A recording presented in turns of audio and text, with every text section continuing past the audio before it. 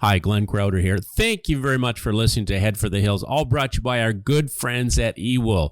They have a product that nobody else, believe me. And we're going to do local stuff and destination this entire season. We are so looking forward to it, and I'm so looking forward to talking to you over the next 5 months. Thanks for listening. Enjoy the show. An original from Story Studio Network. Well, here we are.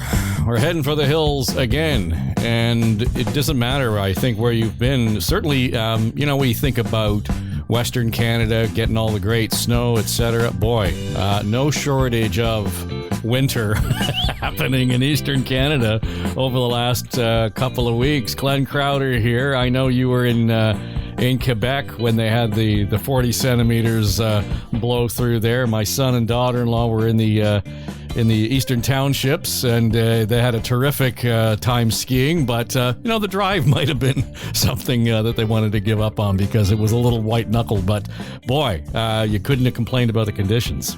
Unbelievable, Dave. I had the pleasure of Stoneham, then Mount St. Anne, and then I got caught in that snowstorm.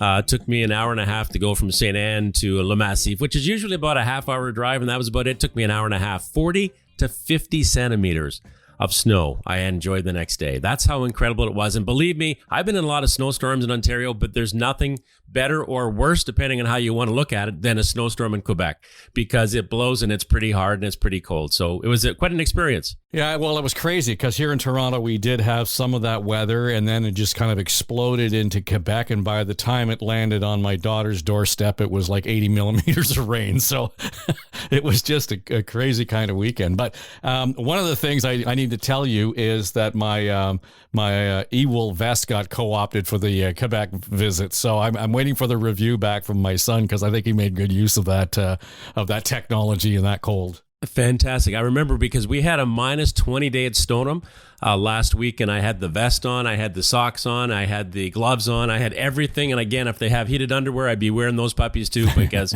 it was a pretty cool day. But nevertheless, we had a bluebird day and spectacular. It was really crazy because it was about minus 20, but it certainly didn't feel it. Yeah. I'm not sure if we can say a dry cold or what it was, but it was certainly quite bearable for sure. So those of you who have been following the show will know that eWool is a good supporter and a sponsor of the program. Would encourage you to do two things. Go back and listen to the chat we have with the folks from eWool just about the product. And it's not just about skiing. If you're an outdoor worker of any kind, maybe you're working construction in this weather right across the country, you might want to look at that. It's probably worth the investment. And otherwise, check it out on their website at ewool.com.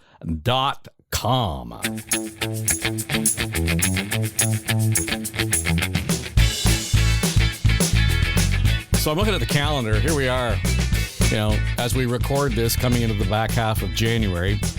And it was probably about a year ago, you and I, Glenn, decided we need to do this. So we're going to try it out, right? Yeah. We did 6 or 8 shows, and away we go. And to this day, the one guest that we had on that just still blows my mind was Nancy Green.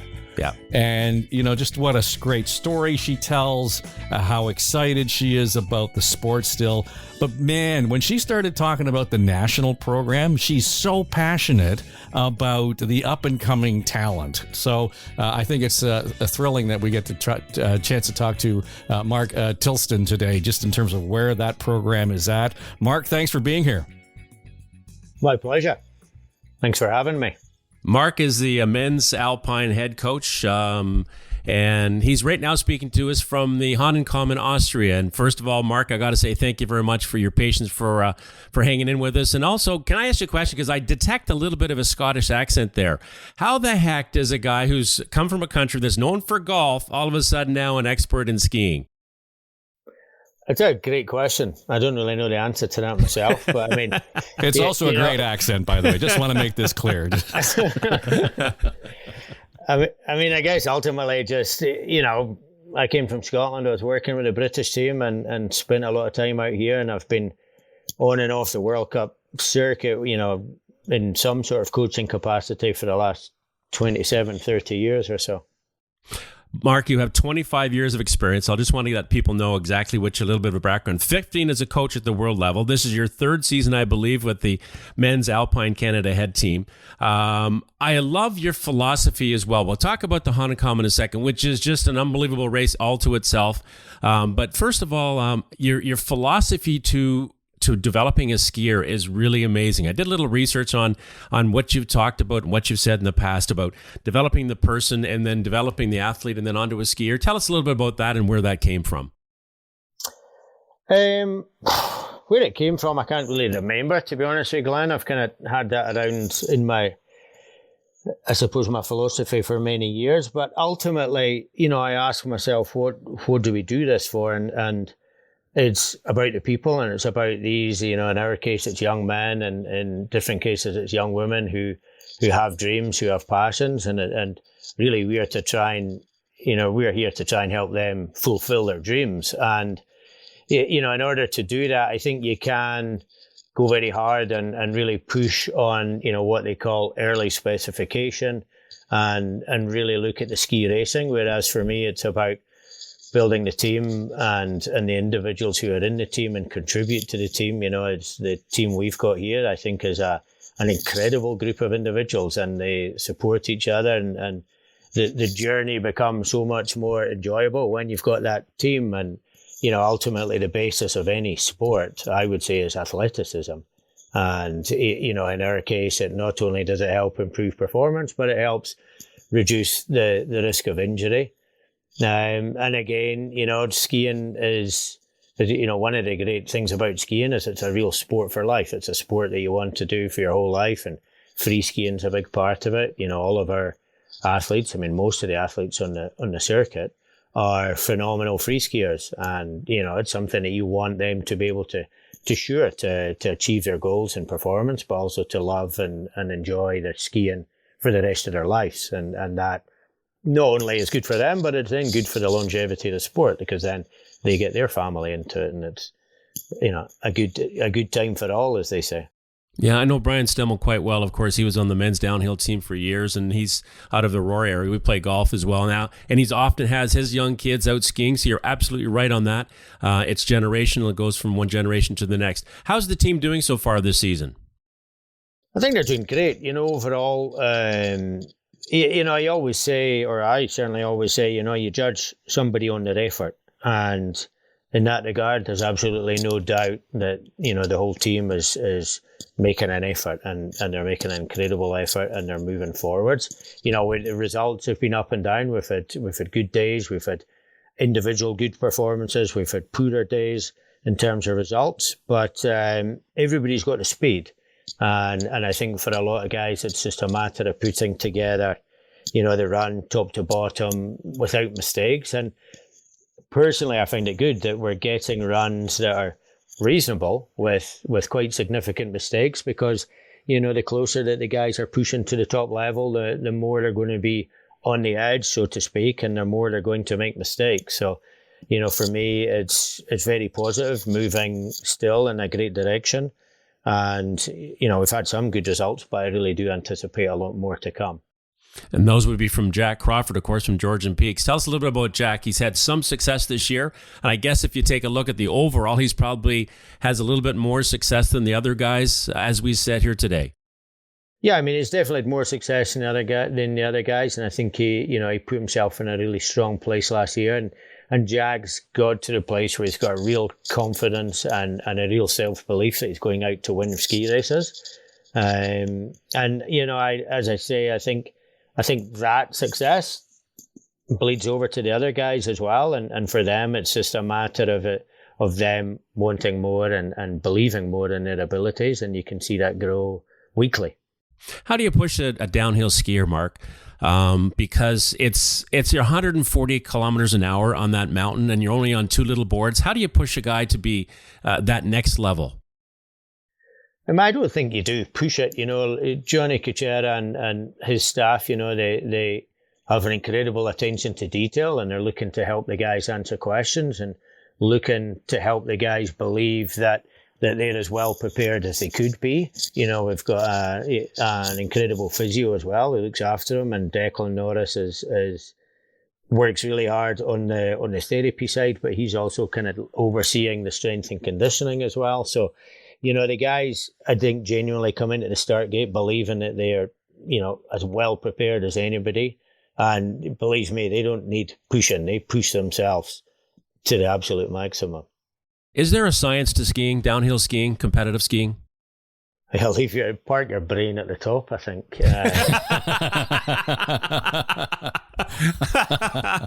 I'd have to admit that, because 140K on those mountains is pretty scary. And I talked to Brian Stebble about that. And of course, you're well aware of it. And it's pretty crazy. I asked him, I said, what makes you want to do this? He says, I don't know. I don't know why I did it, but it was fun.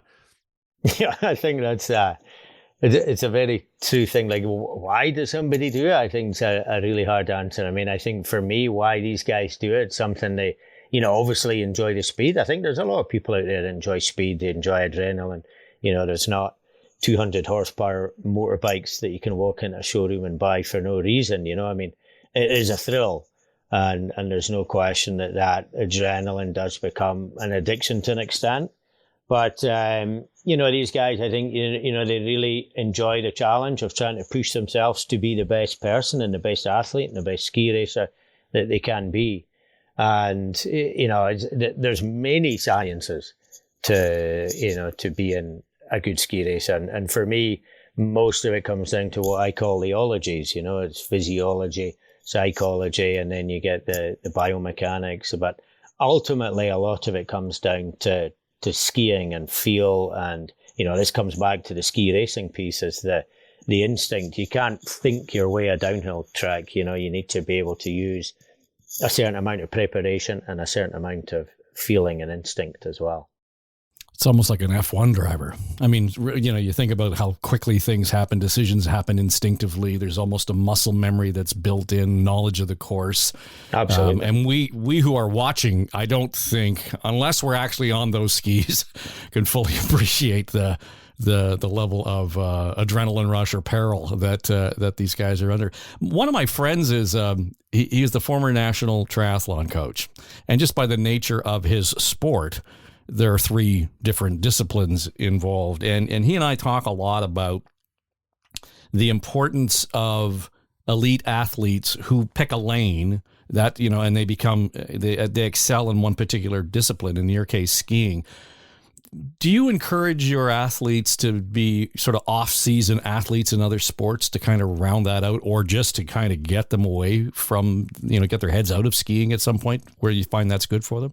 I mean, we do, I think, and that comes back to the developing the person and then the athlete. And I think to become a fully rounded athlete, you need to be adept in many sports. And, particularly in alpine skiing, the strength capacities, the power, the capacities, the aerobic, the anaerobic, they're all huge. And, it's got huge demands on the body. And yes, for me, a lot of these guys, they take a lot of pleasure and a lot of fun, and it gives them a healthy distraction from skiing and ski racing. One of our challenges is so many of these guys live on the west coast of Canada, which is obviously well known for its mountain biking, and again, they take the same, let's call it passion to mountain biking as they do to skiing. And so that's always a balance, is getting hurt. So obviously you don't want to get in a place where you might sacrifice your season for the sake of a bit of enjoyment. But yeah, and they're all into,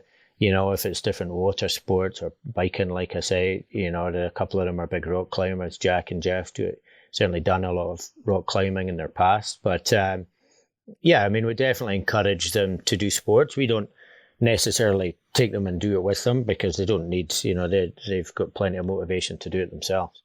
It's funny. I was talking to a friend I play hockey with, and he's quite the skier and has done some teaching and so on.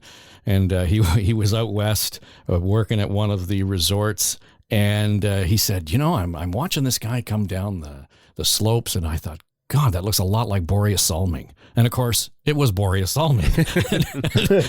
and he could have taken on any of the elite skiers on the slope that day. And so it just reminded me, there's a guy who probably had the choice in Sweden, probably a pretty good opportunity to play hockey and to ski. So I think we as fans and the general public sort of I guess we put these folks in a silo when we look at them. We don't fully appreciate, to your point, Mark, that there is a complete athlete here. There is a complete person here who has other things going on. You talk about the success that Jack has experienced, and I wonder, when you talk about the size of your team, we view this as a sort of a solo effort. One skier on the hill at a time going down, hell bent for leather. At what point do the personalities, are they important in terms of the chemistry of the team? And how much does that play into, supporting the overall success of the team? I think they're massively important. At the end of the day, if you take, our program, we're generally somewhere around 200 to 220 days on the road as a team. And, it's a tough sport. You see the amount of times that a guy will crash or a guy will make a mistake, have a bad result. Those bad results can go on for, a period, for several races or even a whole season. The amount of time somebody gets injured. And you need somebody to help bring you up, and you need somebody to push you sometimes when you're not pushing yourself, because what these guys ask of themselves is, an incredible sacrifice and an incredible effort. And, they really do put it in, day out. They are, pushing themselves.